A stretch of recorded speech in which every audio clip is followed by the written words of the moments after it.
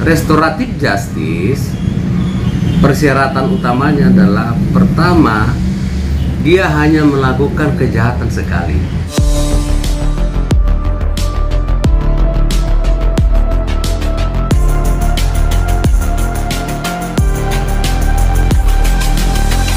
Jadi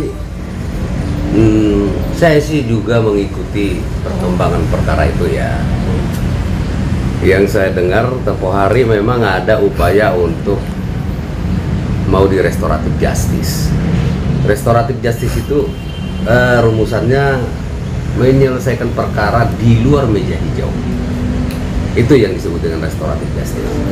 Kalau di institusi kejaksaan itu di Peraturan Jaksa Agung nomor 15 tahun 2020 itu sudah diberi kewenangan terhadap perkara-perkara tertentu akan diselesaikan di luar mekanisme persidangan. Nah, kalau di kepolisian sebenarnya udah lama juga ini diadopsi. Konsep restoratif justice ini kan sebenarnya kita adopsi dari negara-negara barat sebenarnya, karena udah duluan mereka menggunakan itu. Nah, jadi di kepolisian pun sudah ada dulu namanya alternative dispute resolution. Jadi menyelesaikan perkara dengan alternatif, kan gitu kan, tidak harus ke meja hijau. Tetapi itu catatannya jelas itu ada batasan yang harus dipenuhi. Jadi kalau pertanyaan Anda tadi, ini bagaimana sih salah satu anak perkara artis sudah melakukan perdamaian tetapi masih jalan, kan itu pertanyaan yang saya tangkap tadi. Jadi gini, kalau saya tidak salah ada dua pokok perkara yang menyangkut dengan artis tersebut. Kalau saya tidak salah, ya. Iya, dua. Nah, yang mana satu adalah terkait dengan pasal 351, ya penganiayaan.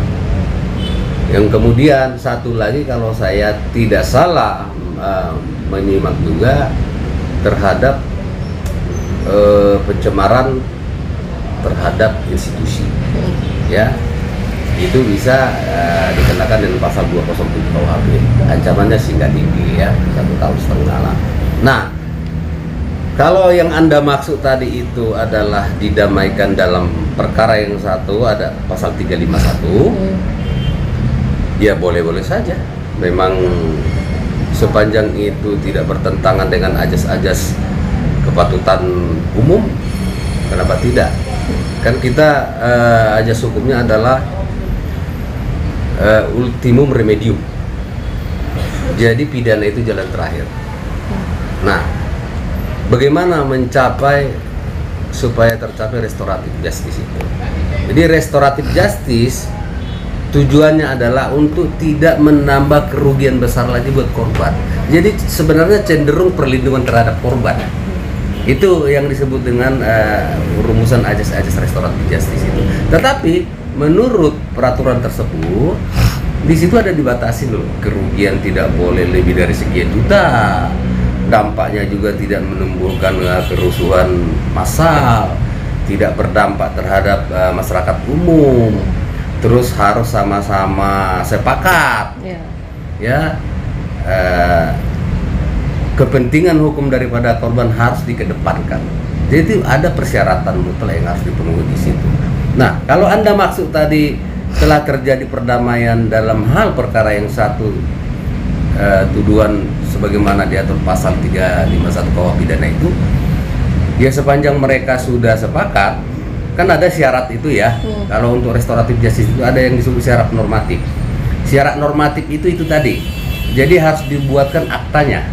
Akta perdamaian menyatakan bahwa perkara ini diselesaikan di luar persidangan, saling memaafkan, dan si korban tidak boleh diintimidasi.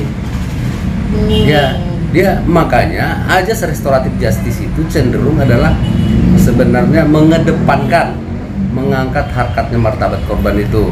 Karena misalkan dia pelakunya juga dihukum, toh juga tidak memulihkan kerugiannya apa yang dialami, itu maksudnya. Tetapi kalau bisa diadopsi, bisa disamakan persepsinya, itu yang mau dikedepankan.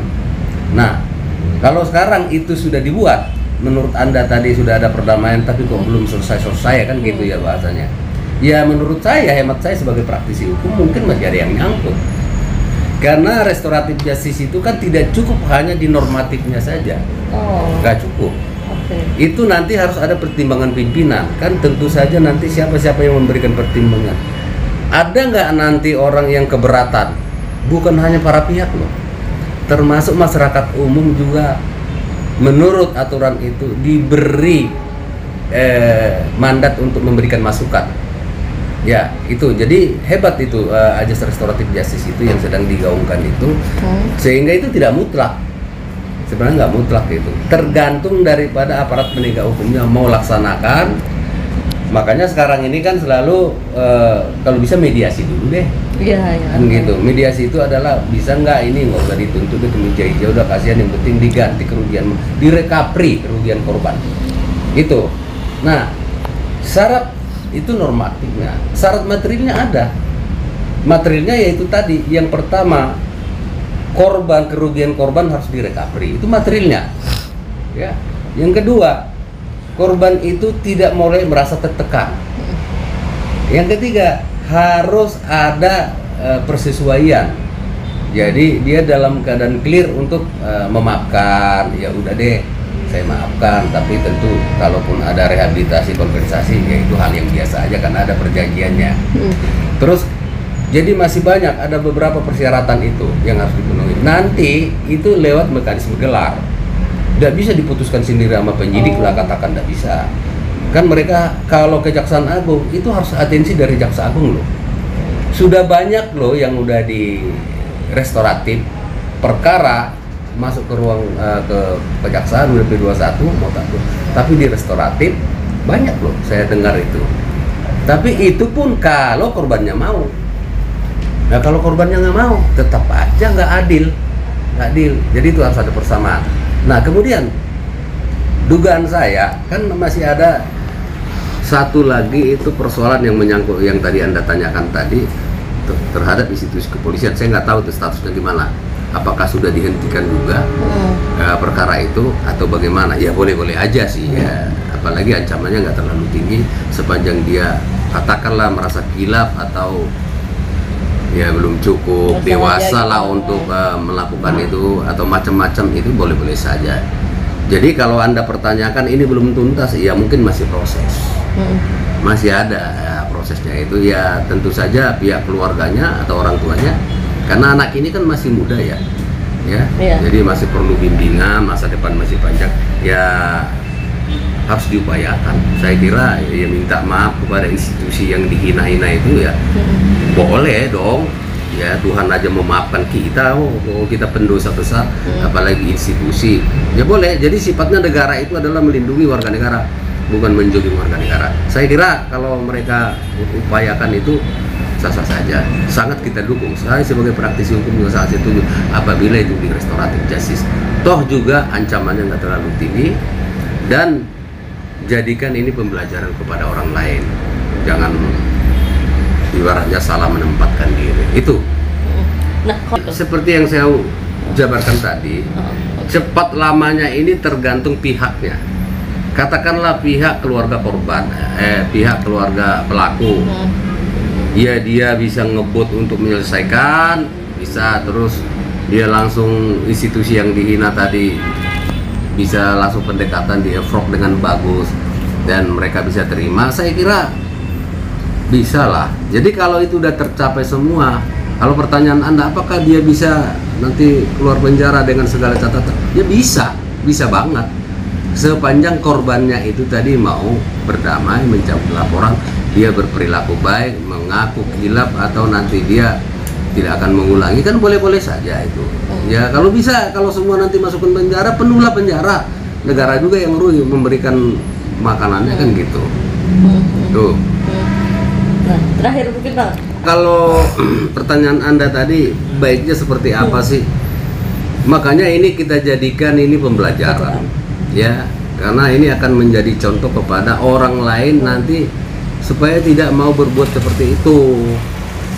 Nah sekarang ini saya lihat banyak orang yang latah megang gadget itu, mentang-mentang nggak ketemu asal komen banyak seperti itu. Akibatnya dia nggak paham mungkin karena dia belum dewasa atau kematangan berpikir belum bagus sehingga terjadi seperti itu. Nah, kalau hemat saya sih, saya cenderung kalau hal-hal seperti ini, kecuali memang ada penganiayaan berat ya, kalau penganiayaan ringan yang tidak disengaja, tidak menimbulkan keterhalangan untuk melakukan pekerjaan, ya sebaiknya di restoratif justice ya. Tetapi kalau dia udah menimbulkan trauma untuk korbannya, apalagi perlukaan dalam yang mengancam dia tidak bisa melakukan pekerjaan dengan baik sekian lama, itu saya kira ancamannya juga udah jelas beda. Itu ancamannya kan pasal itu ada tertentu. Tapi kalau menghina itu ya di KUH pidana juga ada, undang-undang transaksi elektronik juga ada. Tetapi kalau ada ketulusan untuk minta maaf, tidak mau mengulangi, merasa kilap, siapa sih yang nggak pernah berbuat kilap? Menurut saya ya sebaiknya diselesaikan di luar persidangan kalau bisa, kecuali memang perbuatan itu terulang kembali. Kalau ada perbuatan yang berulang-ulang ya boleh ada sanksi, tentu nggak boleh lagi. Ingat, restoratif justice persyaratan utamanya adalah pertama, dia hanya melakukan kejahatan sekali. Ingat itu, ada di situ ya. Yang pertama sekali. Nah, kalau sudah berulang kali, lah itu namanya kebiasaan. Jadi supaya kita semua masyarakat umum Indonesia ini terutama pahami itu ajas-ajas restoratif justice itu. Di sekolah juga ya udah harus belajar dengan baik lah, di rumah juga menjaga etika, tata krama, semua itu harus dipelihara. Itu jadi saran saya ya, kalau memang hanya sekali, dia tidak punya niat sama sekali untuk mencemarkan atau menghina, itu katakan kekilapan, masih pantas lah dia.